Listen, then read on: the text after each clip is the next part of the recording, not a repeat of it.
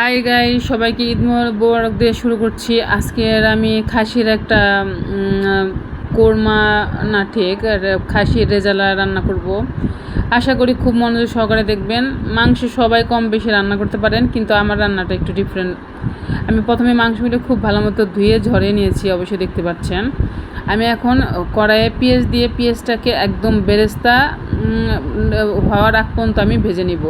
তারপরে আমি বরাবরের মতো যে কাজটা করি, মশলাগুলো আদা রসুন জিরা বাটা হলুদ গুঁড়া মরিচি গুঁড়া এগুলো আমি একটু মিশিয়ে নিয়েছি। তারপরে পেঁয়াজটা লাল হওয়া অবধি অপেক্ষা করছি। এই মাংসটা গাইস অনেকে মাখিয়ে কাঁচা মাংসের মধ্যে মশলা মাখিয়ে একদম হাঁড়িতে চাপিয়ে দেয় তেল দিয়ে, পেঁয়াজ টিয়েস আদা রসুন টসুন সব মশলা দিয়ে। কিন্তু আমি যেটা করব, এটা একদম কষানোর পরে এই পেঁয়াজটা বেরেস্তা হয়ে গিয়েছে। এখন আমি মশলা দিয়ে পুরা মশলাটারে অনেকক্ষণ সময় নিয়ে কষাবো। আমার অন্য ভিডিওগুলো অবশ্যই লক্ষ্য করছেন, এই কষানোর উপরে কিন্তু রান্নাটা আসল টেস্টটা লুকিয়ে থাকে। এর জন্যই আমি বললাম যে রান্নাটা একটু ডিফারেন্ট। অনেকক্ষণ আমি সময় নিয়ে ভাজবো। তারপরে একটু হালকা করে একটু পানি দিব যাতে লেগে না যায়, এরকম একটু একটু করে 3-4 বার একটু পানি দিয়ে তারপরে মাংসটা পরে দিব। একটু সময় নিয়ে একটু ধৈর্য সহকারে একটু আমি মশলাটাকে ভেজে নিব। রান্নাটা গাইজ একটু সময় নিয়ে করলে টেস্টি হয়, অধৈর্য হলে হয় না। এরকম করে করে করে আমি অনেকক্ষণ সময় নিয়ে যখন দেখবেন একটু নিচে লেগে যাচ্ছে, তখন একটু একটু করে পানি দিবেন।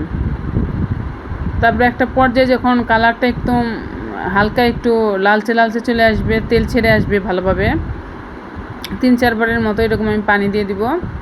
তারপরে ফাইনালি আমি যখন একদম তেল ছেড়ে কালারটা চেঞ্জ হয়ে আসবে, তখন আমি মাংসটা দেবো। মাংসটা দিয়েও কতক্ষণ আমি কষাবো।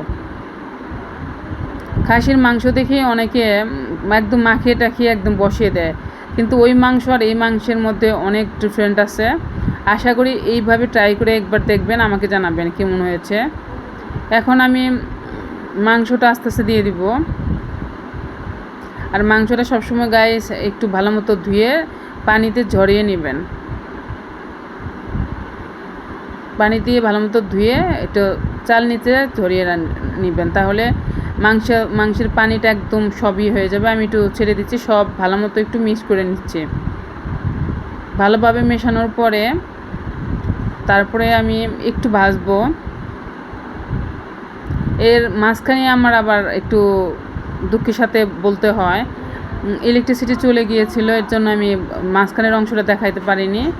পানিটা শুকানোর পরে আমি ঝোলটা দিয়েছি।